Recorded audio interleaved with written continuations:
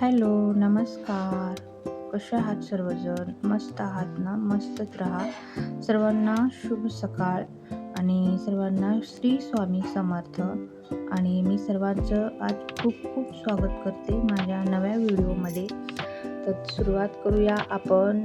सकाळपासूनच माझी आता सुरुवात झालेली आहे आणि आज पहा आम्ही खूप लवकर उठलेलो होतो. आणि इकडं आईची चालू आहे भांडी धुवायची, कारण रात्री आम्ही बाहेर गेलेलो होतो, त्यामुळे येण्यास खूप उशीर झाला आणि मग रात्रीची भांडी तशीच राहिली आणि मग त्याच्यासाठी सकाळी लवकर उठलं. आणि आज म्हणजे कसं असतं ना, सकाळी उठल्यापासूनच घरात जी लगबग सुरू होते ती आम्हा महिलांची रोजचीच कहाणी आहे. झाडलोट करणं, देवापाशी दिवा लावणं आणि मग थेट पाऊल पडतं ते इकडं स्वयंपाकात. आणि माझं तसंच झालं. माझं सर्व बाहेरचं आवरून झालं, अंघोळ झाली, देवपूजा झाली आणि आज खूप महत्त्वाचं एक काम होतं माझं, जे की वाळवणीच्या रेसिपीमधलं आहे आणि एक राहिलेलं होतं आणि ते मला करून घ्यायचं होतं. त्याच्यामध्ये मी लवकर स्वयंपाक करून घेतला. आज बघा, भाज्यांमध्ये मी भेंडीची भाजी केलेली आहे छान अशी लेकरांसाठी. आणि इकडे मी ड्रमस्टिक म्हणजेच आपल्या शेवग्याच्या शेंगा याची भाजी केलेली आहे. बघा इकडं आता मी यांना थोडंसं शिजायला म्हणजे उकडण्यासाठी टाकणार आहे, म्हणजे आपल्याला भाजी करायला खूप मदत होईल. आणि इकडे बघा मी कांदा वगैरे सगळं चिरून घेतलं आहे आणि सगळी तयारी करूनच मी भाजी करायला बसलेली आहे. आणि चला आपण आता याची भाजी करून घेऊया छान अशी. आणि आपल्याला जास्ती भाजी लागतच नाही, कारण लेकरांसाठी एक भाजी असते आणि आम्हा तिघांसाठी एक भाजी, त्याच्यामुळे थोडी भाजी करावी लागते. आणि आता आपण भाजी करून घेऊया.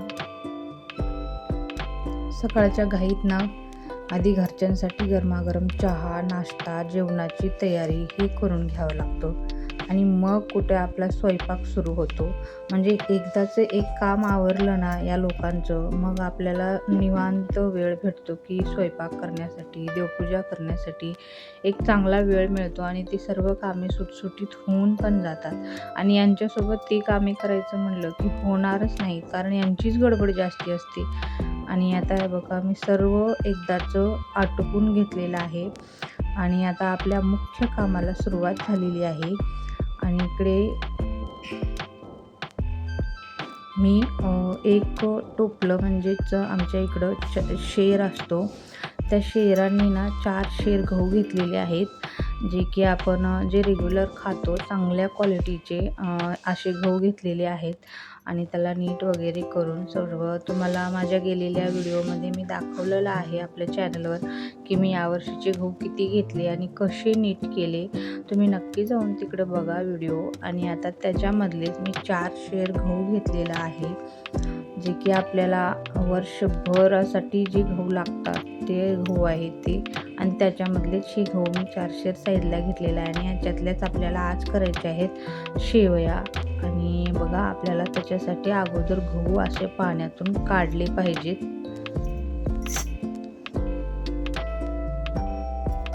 ही पद्धत ना एकदम पारंपरिक पद्धत आहे, जुनी पद्धत आहे. आपल्या इकडे उन्हाळ्यात किंवा विशिष्ट ऋतूत अशा साठवणीच्या गोष्टी करण्याची खूप जुनी पद्धत आहे. आजीच्या काळापासून चालत आलेली ही परंपरा आजही आम्ही टिकून ठेवलेली आहे. आणि आपण पाहू शकता की मी कशा प्रकारे या गव्हाला धुवत आहे. अगदी या गव्हाच्या वरती आपल्याला 1 इंचभर किंवा एक अर्ध्या बोटापर्यंत पाणी ठेवायचं आहे. त्यांना 1-2 मिनिटं या पाण्यामध्ये छान असं मुरू द्यायचं आहे. आणि त्यानंतर आपल्याला हे गहू पाण्यातून काढून अशा एखादी दुरडी किंवा चाळणी, जेणेकरून याच्यातलं पाणी जे आहे ते खाली पडेल आणि गहू आपलं वरतीच राहील. आणि खालच्या साईडला मी एक बकेट ठेवलेला आहे आणि त्याच्यावरती आपली दुरडी ठेवलेली आहे, हे बघा. आणि इकडे या टोपल्यामध्ये एक छान असा घट्ट म्हणजे मोठा कापड आहे, ते आतरलेलं आहे. आणि हे बघा हे सगळं असं आपल्याला काढून घ्यायचं आहे थोडं करून पाण्यातून. आता हे गहू काय होतात, आपण पाण्यात ठेवल्यामुळे भिजतात, त्याच्यावरलं जे सालपट असतं ना ते थोडंसं असं भिजल्यासारखं होतं आणि आपण आता याला पूर्ण टोपल्यामध्ये घालून पूर्ण असं आवळून फिरवून हे करायचं आहे आणि त्याला तसंच टोपल्यामध्ये आता मी सकाळी काढले तर आता आजचा दिवस आणि रात्र तसंच ठेवायचं आहे. आणि इकडं आता एक माझी खूप मोठी मिस्टेक झालेली आहे की कसं आहे ना, मला या आता धावपळीच्या ह्याच्यामध्ये होत नाही आहे तिकडे जाऊन हे करण्यासाठी. तर माझं कसं झालं होतं मित्रांनो, खरं तर मला तुम्हाला इलेक्ट्रिक मशीनवरून या शेवया कशा बनवल्या याची पूर्ण प्रोसेस व्हिडिओमध्ये दाखवायची होती. पण कसं झालं ना, शेवया खूप उत्साहाने बनवून घेतल्या, पण तिथे एवढी घाई आणि गडबड होती की मला शेवयाचा मशीनवरून जे शेवया आपण बनवून घेतल्या त्याच्यामध्ये घाई गडबडीमध्ये मला तो ब्लॉग करता आला नाही. आणि कसं असतं ना, कधी कधी असं होतं गडबड वगैरे, पण शेवया मात्र खूप सुंदर आणि एकसारख्या झालेल्या आहेत. इलेक्ट्रिक मशीनवरून शेवया आणल्या आणि त्यानंतर त्या सुकवल्या, वाळवल्या चांगल्या उन्हामध्ये आणि आता ते मी या डब्यामध्ये छान असं भरून ठेवणार आहे. आणि मला तर वाटते की माझे खूप मोठं काम झालेलं आहे आणि या कामात मला भरपूर माझ्या लेकरांनी पण मदत केलं आणि या शेवया तर चक्क आईनं बनवून आणल्या, कारण काही कारणास्तव मला तिथं जाता आलं नाही आणि त्याचमुळे मला तिथला जे शेवयाचा व्हिडिओ होता तो करता आला नाही. कारण अशी परिस्थिती झाली की मला एकीकडे जावंच लागलं आणि आई मग शेवया, मग गहू वगैरे आपण पाण्यातून काढून वगैरे ठेवलेलं होतं, तर आपल्याला ते ठेवता येत नाही तसं. तर मग तिकडं मी न जाता मला आईला पाठवावं लागलं आणि आईला म्हणजे व्हिडिओ वगैरे करता येत नाही आणि तिकडं आईला पाठवावं लागलं. आणि मग मी घरी आले, मग शेवया वगैरे सुकवल्या, वाळवल्या चांगल्या आणि डब्यात भरून ठेवते मी.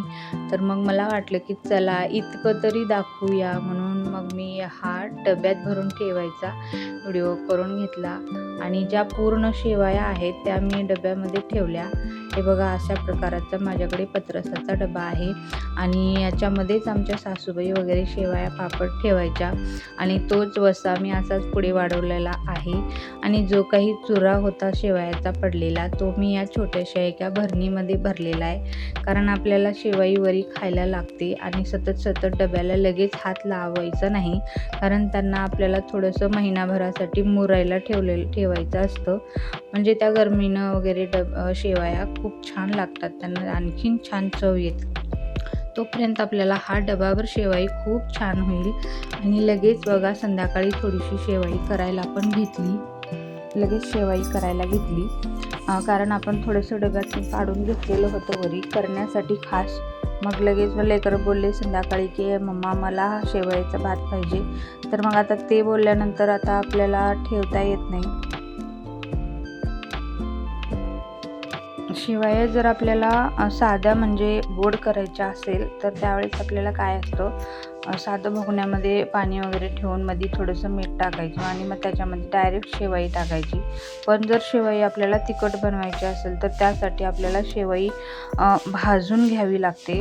म्हणजे जसं आपण शेंगाचं बी भाजतो किंवा रवा भाजतो उपमासाठी, तर तशाच प्रकारे थोडंसं गव्हाळ आपल्याला ती शेवई भाजून घ्यावी लागते. आणि त्यानंतर आपण बघा आता इकडं मी कढईमध्ये तेल टाकलेलं आहे, पेस्ट टाकलेला आहे आणि कांदासुद्धा थोडासा टाकलेला आहे. कांदा इथं भरपूर प्रमाणात टाकला तर खूप छान, कारण छान लागतं भात शेवयाचा. आणि त्यानंतर हळद टाकलेला आहे आणि तुम्ही अशी फोडणी द्या, पण काय करा की फोडणी देते वेळेस तुम्ही ह्याच्यामध्ये हिरवी मिरची कट करून टाका, त्याच्याने भात खूप सुंदर लागतो. इकडे माझ्याकडे आज हिरवी मिरची नव्हती आणि लेकरांचा आग्रह होता की आम्हाला जसं आहे तसं बनवून दे, खायचं आहे. तर मग मी काय केलं, घरातला काळा मसाला टाकला, कारण त्याच्याने सुद्धा दिसायला असं दिसेल पण खायला इतका सुंदर लागतो. काळ्या मसाल्यानं भात त्याला खूपच छान टेस्ट येते. आणि मग हे बघा, हे असं उकळी आली ना, त्याचनंतर आपल्याला हे शेवया थोड्या करून मध्ये सोडायच्या आहेत. आता या आदनामध्ये आपल्याला जितक्या शेवया बसतील तितक्याच सोडायच्या आहेत, जास्तीच्या सोडायच्या नाहीत. आदन पूर्ण संपेल असं मग तर शेवई वरी सोडायची आहे. मध्ये पाणी ठेवायचं नाही, म्हणजे जे आपण आदनाला पाणी ठेवलेलं आहे ते पाणी बिलकुल मध्ये राहायला नाही पाहिजे पूर्ण. जसं मग अगोदरच काय करायचं, कसं आदन ठेवायचं, तर जितकी आपली शेवई आहे त्याच्या अर्धच पाणी आदनाला टाकायचं, कारण शेवयाला जास्तीचं पाणी लागत नाही, त्याच्यासाठी थोडंसं पाणी ठेवायचं आहे त्याला. आणि वरून मी शेंगाचं कूट टाकलेलं आहे, आणि तुम्ही शेंगाचं बी टाकलं तरी चालतं, कूट टाकलं तरी चालतं. आणि बघा खूप छान. आणि तुम्हालाही असं जर भात आवडत असेल शेवयाचा तर नक्की करून खा. खूप सोपी प्रोसेस आहे, काही नाही, 2 मिनिटात ही रेसिपी बनते आणि खूप छान आहे. बाहेरचे ते वेगवेगळे पदार्थ जे आपण खातो त्याच्यापेक्षा आपल्या घरातलं जे पौष्टिक आपण बनवलेलं खातो ते आपल्याला खूप चांगलं असतं शरीरासाठी. आणि असं आपल्या घरातल्या रेसिपी खाणं लेकरांसाठी वगैरे आपल्यासाठी खूप चांगलं आहे. आणि तुम्हालाही आवडलं तर नक्की करून खा. आणि माझा व्हिडिओ बघितल्याबद्दल खूप खूप धन्यवाद. आणि व्हिडिओ आवडलेला असेल तर व्हिडिओला लाईक, शेअर, सबस्क्राईब नक्की करा. थँक्यू.